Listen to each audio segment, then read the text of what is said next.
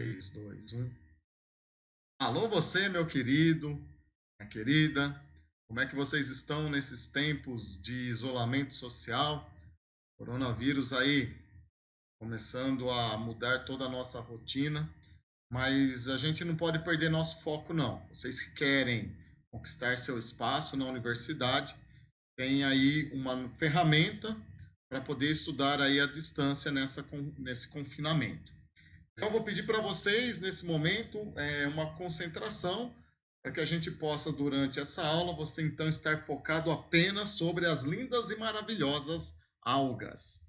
Vamos dar um enfoque todo especial na classificação dessas algas, na estrutura, na reprodução e na classificação, tá? E aí, despejar nosso foco total, principalmente na importância dessas algas. Por isso, eu te convido, vem comigo, vamos direto ao ponto. Olá, então, pessoal, vamos dar início. Vamos começar falando das características gerais destas algas, né? Primeiramente, em qual dos 5 reinos eu encontro esses seres vivos? Bom, o grosso delas estão presentes no reino protista. Por que as algas estão no reino protista? Primeiramente, porque elas são eucariontes, tá? Então, as algas, por terem carioteca, foram colocadas no reino protista. Queria que você ficasse atento que antigamente existia o grupo primordial, os primeiros seres chamados de cianofícias, porque esse prefixo fícia significa algas, elas eram colocadas dentro do reino protista, tá? As cianofícias. Mas com o avanço da tecnologia descobriram que elas eram procariontes. Então tiveram que tirar ela do reino protista e colocar elas dentro do reino monera, tá? Então hoje elas não são mais chamadas de cianofícias e sim chamadas de cianobactérias, tá? Então, o mais comum, mais usual é colocar todas as algas no reino protista.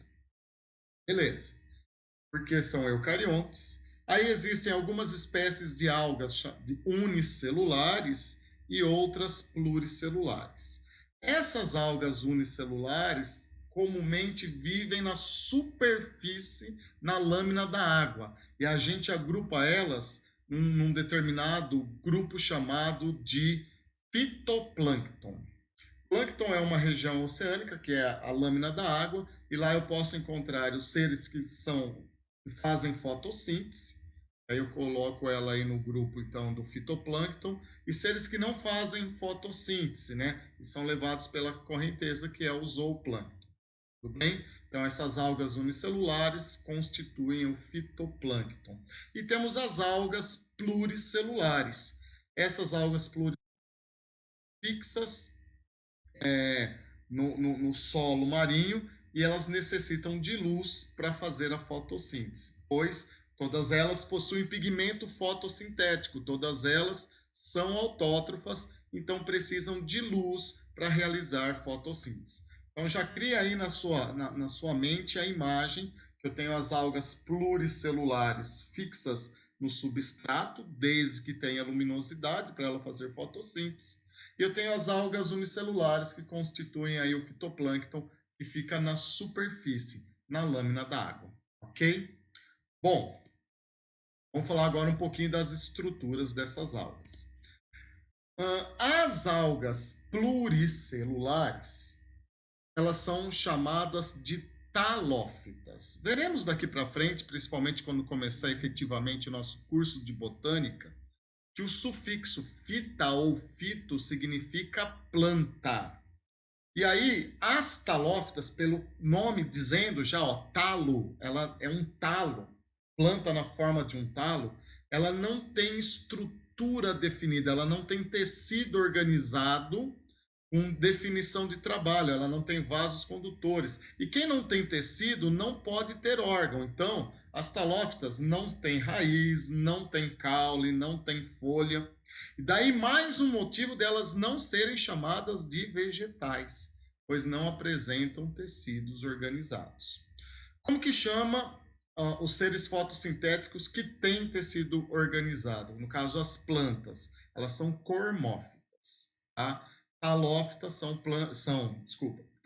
são algas, pois não apresentam tecido organizado. Se elas são unicelulares, menos ainda, e nem talófitas a gente pode chamar. Normalmente apresentam parede celular de celulose, tá? O que é celulose? É um polissacarídeo feito da união de muitas glicoses. Então, quando a planta faz fotossíntese, quando a alga faz fotossíntese, uma parte dessa glicose vai para ela fazer a respiração celular, uma parte dessa celulose vai para ela armazenar, as plantas armazenam amido e as algas armazenam diversos tipos de substâncias que pode ser amido ou não, tá?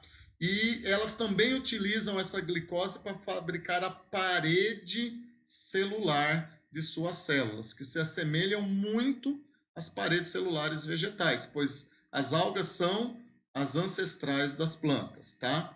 Também, agregado a essa celulose, a gente pode encontrar alginina e carbonato de cálcio, que são outros tipos moleculares, mas estão aderidos a essa parede celular aí, ok? E as algas pluricelulares, como eu já salientei, não possuem tecido organizado, por isso elas são halófitas. Algo agora que vai chamar muita atenção é como que aconteceu o mecanismo evolutivo. E eu vou aproveitar para pegar do mecanismo evolutivo dessas algas, a provável sequência evolutiva dessas algas, para explicar também a classificação delas. Se vocês olharem esse desenho que eu fiz aí, tá? Você pode ver que não tem carioteca e esse risco central aí representa o material genético em contato com o citoplasma. Esse daí foi o primeiro ser vivo que realizou fotossíntese e liberou O2 para a atmosfera, tá? Nós temos aí a famosa cianobactéria, né? Então, no princípio, existiam as cianobactérias nessa linha evolutiva das algas até os vegetais. Ciano, a palavra ciano significa azul. Mas não é porque elas tinham pigmento azul que elas receberam esse nome. Na verdade, no princípio existiam os pigmentos vermelho, que é a eritrofila. Lembra aí de eritrócitos, que é sinônimo de glóbulos vermelhos. O prefixo eritro é vermelho, fila, pigmento. E a gente tinha também a clorofila, fila, pigmento, cloro, verde. Da mistura desses pigmentos vermelhos e verdes, né? Então as algas absorviam parte do espectro luminoso para fazer fotossíntese, e a parte que elas não absorviam, que elas refletiam, dava tonalidade azul. Por isso que elas foram conhecidas como algas azuis no começo, como já expliquei, elas não podem mais ser chamadas de algas, e aí deram o nome de cianobactérias, as bactérias azuis. Mas não é porque elas têm pigmento azul. Não, ela tem a mistura do pigmento eritrofila e clorofila.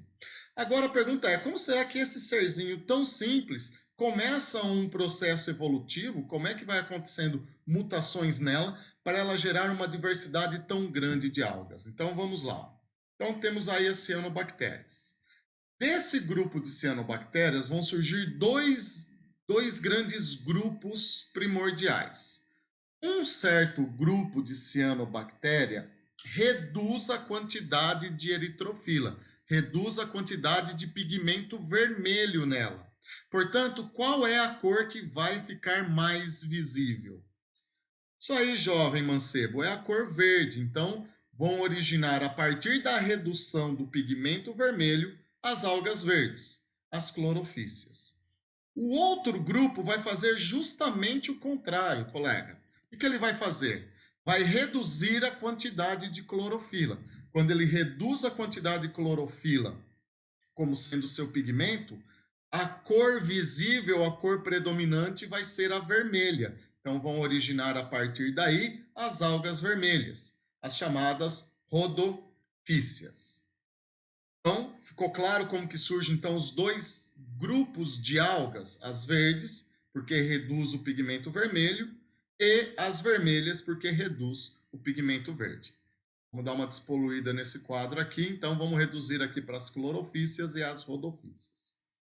As rodofícias, as algas vermelhas, vai ser praticamente a mãe de um grande número de algas. Vão surgir aí a partir delas, provavelmente, as chamadas algas douradas.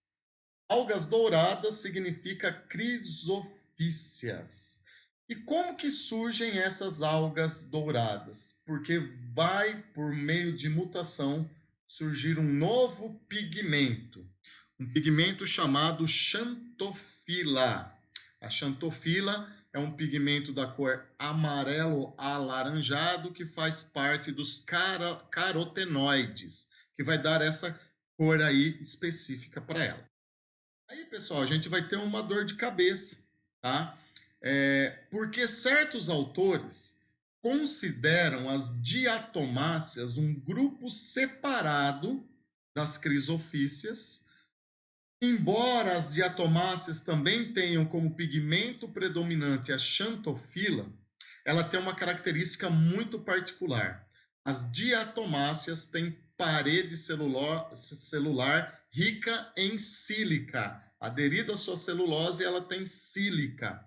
E essa sílica vai permitir ela fabricar uma parede celular muito mais rígida, muito mais duro que apenas tendo ali a parede celular de celulose. Então, pode aparecer em alguns exercícios as diatomáceas junto com as crisofícias e pode aparecer em alguns outros exercícios as diatomáceas separadas das crisofícias, embora ambos apresentam como pigmento predominante a xantofila, mas as diatomáceas podem estar separadas por causa da parede silicosa dela. Um outro grupo que surge por meio de mutações são as chamadas algas pardas, as feofícias. As algas pardas vai apresentar, galera, uma mistura, uma variedade muito grande de pigmentos, que não vai dar uma cor muito definida nela, tá? Então, as feofícias são as algas pardas que vão apresentar variados pigmentos aí, não tem um predominante. E da linha evolutiva das rodofícias, finalmente vão surgir as algas bioluminescentes, dinoflageladas ou pirrofícias. Pessoal, lembra assim, ó, um show pirotécnico é um show de fogos, de luz, tá? Essas algas têm uma coisa muito interessante. Em certas ocasiões, se elas sofrerem aí atritos, os elétrons que estão presentes nessa molécula fotossintética delas, quando salta da camada de valência delas, para regressar elas podem emitir luz. Por isso que elas são algas bioluminescentes.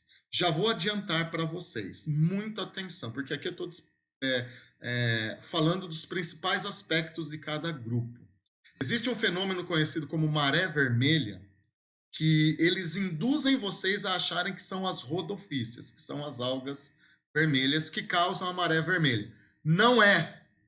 Não são as algas vermelhas as causadoras da maré vermelha, e sim essas pirrofícias. Eu vou explicar um pouco melhor logo mais à frente.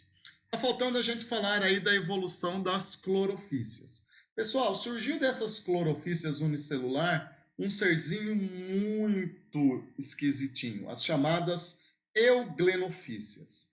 Elas são algas unicelulares e flageladas. Normalmente elas são autótrofas, mas em certas condições ambientais, na ausência de luz, por exemplo, elas podem ser heterótrofas, podem se alimentar da matéria não realizando fotossíntese. Uma outra coisa muito curiosa, ela apresenta ali uma estrutura que alguns chamam de ocelos, outros de células sensitivas, a presença de luz que faz ela migrar em direção à luz. Então, ela tem flagelo unicelular tem sensibilidade à luz, normalmente é autótrofa, mas na ausência de luz ela se torna heterótrofa. É um serzinho bem esquisitinho, tá? E das algas verdes unicelulares surgem por evolução as algas verdes pluricelulares e finalmente dessas algas verdes pluricelulares vão surgir os vegetais. Então tá aí, pessoal, os principais grupos de algas, tá? E como provavelmente eles devem ter evoluído aí nesse processo, gerando essa classificação. Então eu tenho cianobactérias, que não pode ser encarado como algas, está lá no reino Monera. Aí eu tenho as algas verdes, clorofíceas, as rodofíceas, que são as vermelhas, as crisofíceas, pode estar dentro das crisofíceas as diatomáceas, tem as feofíceas, as pirrofíceas e as euglenofíceas. Ok? Então, essa é um aspecto geral aí da classificação dessas algas. Vamos falar agora um pouquinho da importância. Eu colocaria mais energia a partir desse momento, tá? Que é a tendência daquilo que vem caindo nos vestibulares. A importância das algas.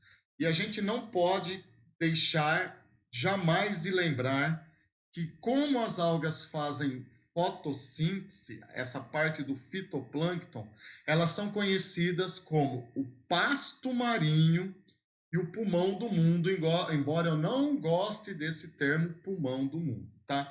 Por que pasto marinho, pessoal? Porque ela é a base da cadeia alimentar aquática. Elas são os produtores ali dos oceanos. Então, todos os animais que se alimentarem desse fitoplâncton são consumidores primários. Por isso ela é encarado como a base da cadeia, o pasto marinho.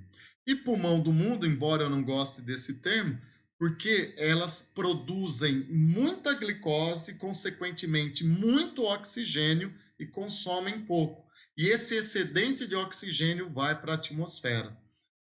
Alguns autores dizem que cerca de 95% do oxigênio da atmosfera é proveniente dessas algas oceânicas e das cianobactérias. Por isso, a poluição dos oceanos é encarado como um impacto muito maior, muito mais agressivo do que a poluição que acontece no meio terrestre. Embora ambos podem ser extremamente impactante, mas aquele que vai causar uma alteração imediata é se a gente afetar aí esse equilíbrio do oceano na relação do fitoplâncton, porque grande parte do O2 liberado para a atmosfera é proveniente dessas algas. Como havia adiantado, a maré vermelha, né, é um tipo de floração das águas, que a gente estuda isso daí lá em poluição. O que é a floração das águas? O que é a maré vermelha, né? É uma explosão demográfica das algas, né? E no caso da maré vermelha, dos dinoflagelados, e sendo a maré vermelha causada pelas pirrofíceas que não são vermelhas, aí você me pergunta, mas então por que recebeu esse nome? A toxina liberada na água, a toxina liberada na água é da cor avermelhada. E essa toxina, ela pode causar a morte de pequenos animais, tá? Ela é extremamente volátil, pode causar problemas respiratórios na microflora ribeirinha, e aí impedir, porque as algas que estão no fitoplâncton, como eu já falei, elas vão absorver a luz e elas podem impedir que a luminosidade chegue ali no leito onde estão as algas pluricelulares e aí elas não consigam fazer fotossíntese e não liberem oxigênio na água, porque essas algas do fitoplâncton liberam oxigênio para a atmosfera, não para o corpo da água, porque o O2 ele é menos denso que a água, ele não afunda, ele vai, na verdade, subir para a atmosfera. Então, imagina só a situação, uma explosão demográfica das algas do fitoplâncton, absorvem a luz para fazer fotossíntese, não deixam essa luz passar para o corpo da água, causando aí um impacto ambiental. A maré vermelha é um tipo especial de floração das águas causadas pelas pirrofícias, que além de fazer tudo isso que uma floração das águas fazem, elas liberam uma toxina vermelha presente na água. As algas também têm sua importância alimentar. Existem algas comestíveis, como clorofícias, feofícias e rodofícias. Algumas são mais utilizadas na culinária japonesa, né? Principalmente para enrolar ali os alimentos que tem, mas não é tão comum para a nossa alimentação, para a nossa prática alimentar, o consumo dessas algas. Tem a sua importância industrial, né? O alginato é uma substância extraída das peofícias, serve para emulsificar o sorvete, deixar ele bem cremoso, é muito utilizado na produção de sorvete italiano. O alginato também é utilizado em cosméticos, né? Pessoal que costuma usar máscara facial de alga para manter o frescor da pele, é porque é extraído, esse alginato é extraído e realmente dá essa sensação de frescor na pele. Então, ele é utilizado tanto para fazer shampoo como pomadas aí de cosméticos, ok? Tem o agar, que é produzido pelas rodofícias, tá? Também é utilizado na produção de doces e meio de cultura para testar aí reprodução e produção de vacinas de bactérias, porque é extremamente nutritivo. E a gente tem aí o diatomito, que ele é extraído a partir das diatomáceas. E vamos pensar, durante milhões de anos, né, essas diatomáceas vão morrendo e aí essa parede celular à base de sílica, ela vai afundando lá no oceano e vão formando placas, né? E essas placas vão formando aí tipo rochas silicosas.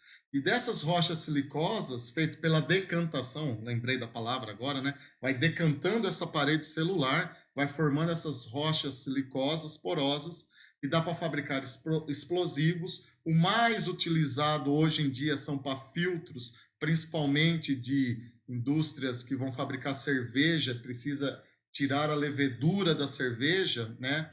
No processo de filtragem, eles podem utilizar a parede celular, porque pensa, um poro na parede celular é muito menor que um fungo unicelular, então eles ficam tudo retido aí. E antigamente eles também era utilizado para fabricar aquela cera automotiva para tirar riscos do carro. Em relação à reprodução, existe a reprodução assexuada. Na maioria das algas unicelulares acontece a divisão binária, então uma alga se divide em duas, também conhecido como cissiparidade. E tem as algas filamentosas que podem soltar fragmento, né? E desse fragmento surgir uma nova alga geneticamente igual. Existe a reprodução sexuada, né? Então, algumas algas podem fazer conjugação. Então, algas filamentosas como as clorofícias têm esse filamento, tem células masculinas e células femininas. Essas células podem fazer um troca-troca aí de material genético, gerando variabilidade genética. Esse processo é a conjugação e, finalmente, pode acontecer em algumas algas, tá? Alternância de geração. Eu vou falar um pouco mais sobre esse tipo de reprodução quando chegarem os ciclos reprodutores, que vai ser a aula da semana que vem, tá? A gente vai falar do ciclo haplobionte, diplobionte e haplodiplobionte, que é a alternância de geração. Galera, espero ter podido ajudar vocês aí, tá? Concentração, voltem à aula, vão fazendo suas anotações, vai com garra. Eu vou deixar aí as descrições de quais exercícios seria bom vocês fazerem, tá? Aí, e assim, do fundo do meu coração, desejo que vocês tenham muita calma nessa hora, tá? Muita paz e muito foco. Isso vai fazer render bastante, tá? Momento de você se concentrar. Estamos vivendo, sim, dias difíceis, mas lembrando que a humanidade já passou por grandes epidemias e estamos aqui firme e forte. Tenham cuidado, tenham precaução, mas tenham principalmente paz no seu espírito. Um beijo aí para vocês e até a nosso próximo encontro. Fui, tchau!